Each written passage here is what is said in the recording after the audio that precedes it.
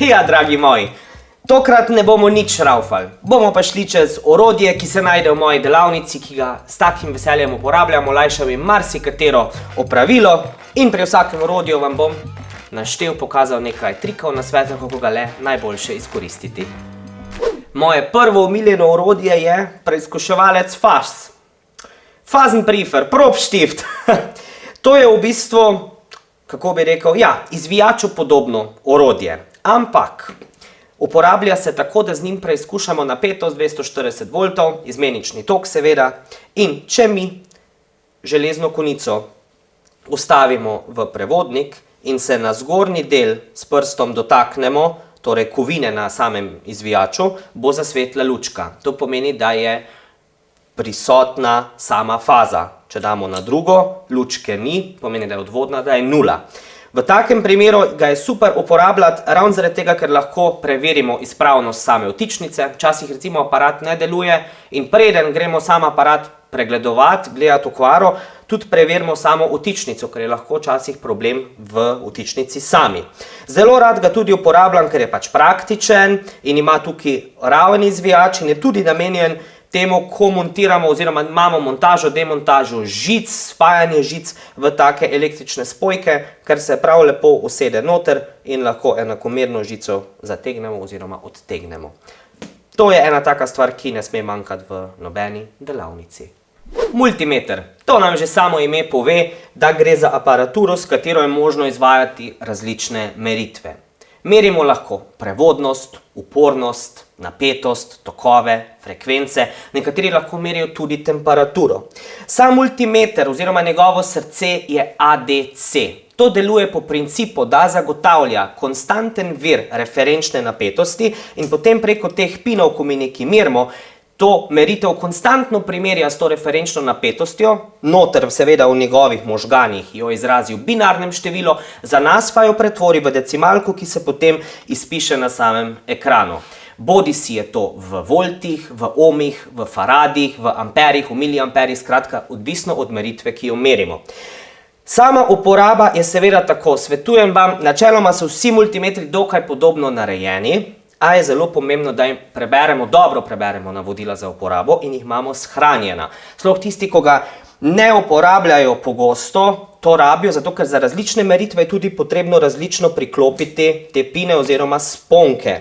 V tem delu črna za negativno polariteto je vedno vklopljena na kom. Potem pa je odvisno, kaj mi merimo. Ali merimo visoki tok, ki je potem samo za kratek čas ga lahko zmerimo, ker gre mimo varovalke, to je tudi tukaj napisan. Potem pa imamo še, da lahko merimo prevodnost, napetost ali upornost. To se seveda nastavlja preko tega selektorja. Zelo pa je pomembno, če recimo mi merimo, ne vem, voltažo na naših vtičnicah, na domačem štromu, da nikakor ne nastavimo manj kot recimo, ne vem, 200 voltov, če je pri nas 240 voltov, nastavimo tukaj na 700 voltov, nič ne bo narobe. Pri amperih je isto, skratka, vedno moramo nastaviti na več zaradi same pravilnega prikaza meritev. Če narobe mi tukaj kaj zmontiramo in gremo recimo mi nekaj meriti, kar ima tudi višjo napetost, lahko pride do kratkega stika in samo mašino skurmo. Najbolj taka uporabna, sploh mogoče bolj pri začetnikih, je funkcija piskača. Ta, vkolikor je neka stvar prevodna, če je kabel prekinjen, ko ga hočemo pregledati, če je vse ok z njim, je super, ker kadar je neka stvar prevodna, mašinca piska. Če ni torej tega stika, potem bo vse tiho. Tako da, kot sem rekel, dobro prebrati navodila, da se ve, kako se kaj zmontira, tudi razumeti različne kratice, in to je to, kar lahko iztržimo iz multimetra.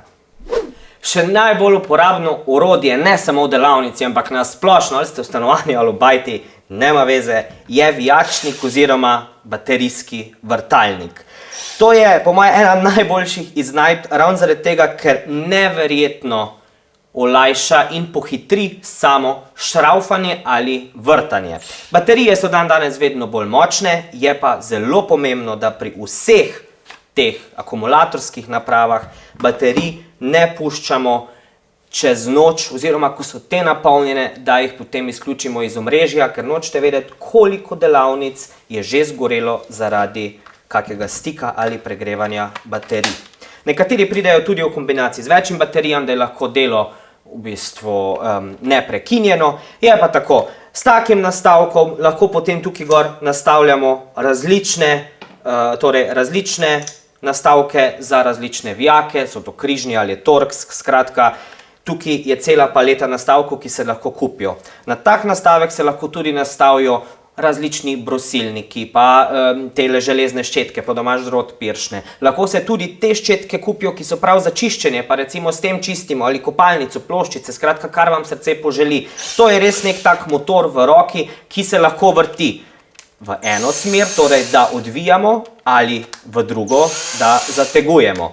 Zelo pomembna stvar je potem, če gremo na zgornji del, ker so seveda te mašine so si vse zelo podobne, je to, da imamo funkcijo torej počasnega vrtenja, ki je za vijačenje, in pa funkcijo hitrejšega vrtenja, ki je za vrtanje. Potem smo tukaj pri račni oziroma pri toleranci, kdaj mašina sama neha zategovati, da kaj ne zlomimo. To bi bilo za mene tudi bolj, če bi to večkrat uporabljal, pa sem včasih malo len, priznam, baj se mi pa oprosti. Je tako, če nastavimo čisto malo, recimo na enko, to je super, ko kakšne vijake šraufamo v kakšne plastične navoje.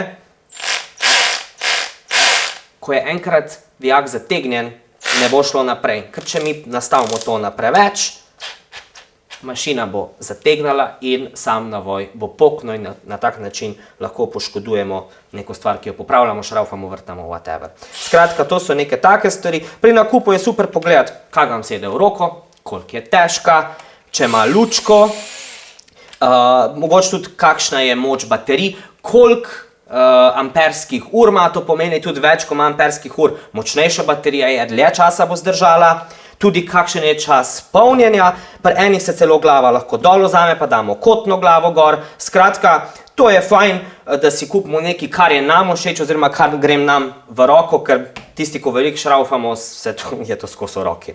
No, potem so tukaj tudi malo večje, ista funkcija, popolnoma so po funkcijah identične, le da to je nekoliko bolj taka, konkretna mašina, ima tudi funkcijo torej te bremze, da takoj ustavi, ko jo ugasnemo. Isto se nastavlja tukaj, pri teh mašinah, ni tako pri starih mašinah, ko jih je bilo treba s tistim ključem zategnati, ampak samo nastavimo, če hočemo nekaj zategnati, nastavimo v postopek zategovanja, v smer zategovanja, tako, in smo stvar zategnali. Potem še malo na roke in to je to. Isto je tukaj, ta ima celo nastavitev udarnega vrtanja, torej s kladivcem, potem imamo nastavitev za vijačenje in nastavitev za klasično vrtanje. Tukaj. Isto je tukaj ta račna, ki se jo res velja držati, in nastavitev 1 ali 2 motorja. Ko smo že ravno pri vrtanju, je tukaj ena zelo pomembna stvar in to je, da uporabimo tisti sveder, ki je namenjen tistemu materialu, ki ga bomo vrtali. Ali je to les, ali je to umetna masa, ali je to beton, ali je to kovina. Ko gremo v trgovino, moramo vedno vedeti, kakšne svedre bomo kupili. Tukaj bi rače izpostavil, kadar se recimo vrta kakšna kovina, se sveder seveda odtrenja. Tudi les lahko to povzroči, se sveder zaradi trenja lahko zelo zagreje in je potrebno paziti, da ga kje ne bi z golimi rokami prijeli, ker se lahko močno opečemo. Skratka, najbolj uporabne mašince vsake delavnice, vsakega gospodinjstva, vsakega domačega mojstra, le treba je znati z njimi delati. No, pa smo že pri namiznem brusilniku in neke vrste polirki. Super zadevca, tale je sicer res tista najmanjša različica in zato uporablja krtačni motor. Sicer to pomeni, da je glasnejši, a je njegova prednost, da mu lahko hitrost nastavljamo. Kadar nekaj brusimo ali poliramo, si zapomnimo, da recimo, če imamo kako plastiko ali pa karkoli, ki brusimo, velja to delati na nižjih obratih zaradi temperature, da ne bi mi samega materiala, ki ga obdelujemo, poškodovali. Ena stran je vedno za brusenje, ta mora vedno biti ravna, zraven v kompletu tudi pride ponavadi kamenček za izravnavo brusnega kamna, da potem lahko recimo, tako smo brusili nož od kosilnice, res naredimo ravno linijo. Ta del se uporablja za poliranje neobčutljivih stvari, pa vendar kak aluminij ali kaj podobnega spolirati je zadeva super. Ta malček prihaja tudi v kompletu z tako gradjo, to pomeni, da imamo mi v roki lahko brusno, v bistvu neka taka kot tako pisalo, kot neka multifunkcijska naprava, ki se isto vrti, isto reguliramo obrate in zraven so različni nastavki. To super pride, če kaj hočemo tak narahlo postružiti ali pa noter zavrtati. Imamo različne nastavke za različne materiale, ki jih brusimo, ki jih obdelujemo. Potem, če imamo neko stvar, malo stvar za prerezati, je tudi funkcija, da to v bistvu uporabljamo kot neke vrste kotni brusilnik, po domače fleksarca. In zraven pridejo tudi recimo medeninaste ščetke, ki so za brušenje, pa navadne ščetke, pa ščetke za čiščenje. Skratka, to je taka malo bolj fina zadevca, ki je pa super, recimo jaz to največ uporabljam, ko restauriram kakšne stare gospodinjske aparate, ko je res treba nekaj zelo na fino, pedantno zbrusiti, očistiti, to pride zelo prav. Polirni filci so zraven, polirna pasta, skratka malo morje nastavkov, ki pa velja vedeti, kako se jih uporablja. Vsak je malo drugačen, zato svetujem, berite navodila. Osnova je to, velja pa še nekaj pri teh brusilnikih, da obvezno uporabljamo torej zaščitno steklo, ker seveda lahko pri brušenju meče iskre in tudi, da takrat uporabljamo, če že niso vsaj to taka očala, kot jih imam, da so to prav zaščitna očala, da ne bi kakšne iskre ali kakega delca, ki od brušenja odpade, vrglo v oko. No, meni najljubša mašina v delavnici je pa definitivno kompresor oziroma aparatura, ki skladišči stisnjen zrak in tega se lahko uporablja v milijon namenov. To je neka čista osnova, sicer ta ima podaljšano špico, da res lahko pridemo v kakšne težja dela in na tak način lahko spihamo vso možno umazanijo, pa motorje, pa ventilatorje, pa klime, skratka vse, kar ima nek pretok zraka. Ko neki brusimo, lahko spihamo, skratka vse, kar je treba dobro ščistiti, to ima res neverjeten pretok oziroma pritisk in lahko zelo enostavno ščistimo. Sesalec je tudi super, ampak ne more tako očistiti, kot lahko očisti zrak pod pritiskom. To je torej dolga pištola, potem imamo to osnovno, ki ponavadi pride zraven takratko, ampak s tem ne moramo priti tako dobro zraven, je pa super tudi to, če nimamo tistega podaljška. Pri vseh teh kompresorjih je možno tudi dokupiti nastavke, kot je recimo nastavek za polnjenje pneumatik, ta izgleda tako. Tukaj gor je tudi sam tlak v pneumatikah potem izražen, da vemo, na koliko barov je treba gumo napumpati, potem izpustni ventil, isto se taka stvar natakne, iztakne na tak način, ja, malo pokne, ne se ustrašiti, in se potem nastavi na drug nastavek.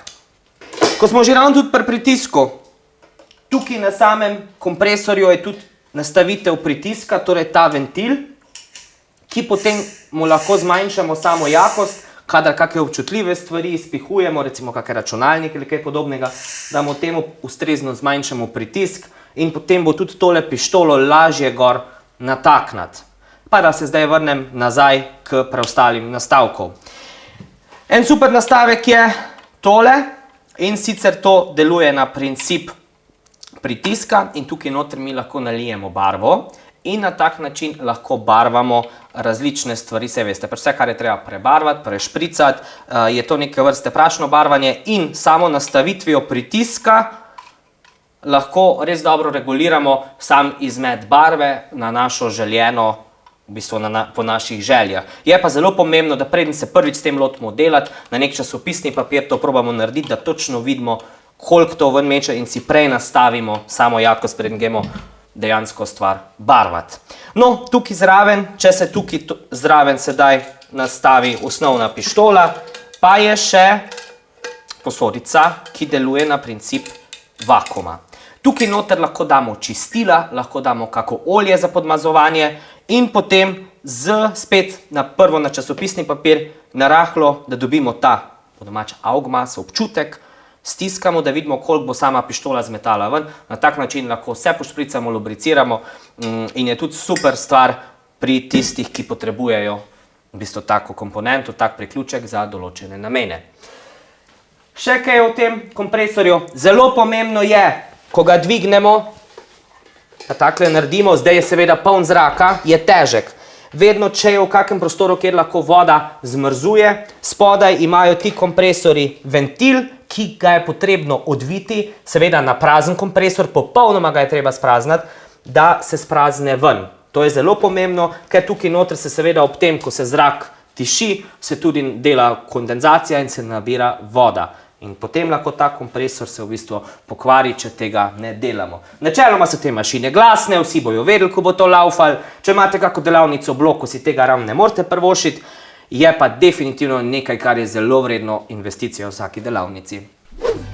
Dragi moji, naj vam nekaj povem. Sam sem svojo šraufarsko pot začel z enim običnim šraufencigrom.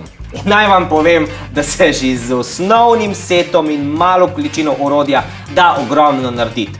Pomembna je tista volja, ki si ne smemo pustiti, da bi nam jo kdorkoli vzel, in pomembna je sama praksa. Vse ostalo pa naj vam povem, da se učimo celo življenje in hvala Bogu, da je tako. S temi cukri, vsemi temi, je seveda delo dosti lažje, mi se manj matramo, sam standard upravljenega dela je en malo bolj hoh, ampak najbolj pomembno pa je, da z njimi se itak da vse. Se vam je dopadel video, ne? No, ker vsi vse tak radi lajkamo in komentiramo, ste seveda vabljeni tudi k temu, prisrčno ste vabljeni tudi k deljenju in pa da se mi slučajno niste pozabili naročiti na naš YouTube kanal. Za konkretna vprašanja smo vam na voljo na Facebookovi strani Kam ste stari, kjer vam bomo serviserji rade volje priskočili na pomoč.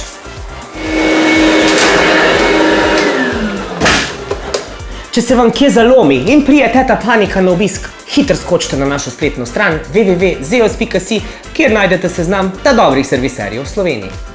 Vam pa povem, da se vam res splača slediti tudi našim preostalim akcijam na Facebookovi strani, še sem uporaben, ker saj veste, itak, da se da.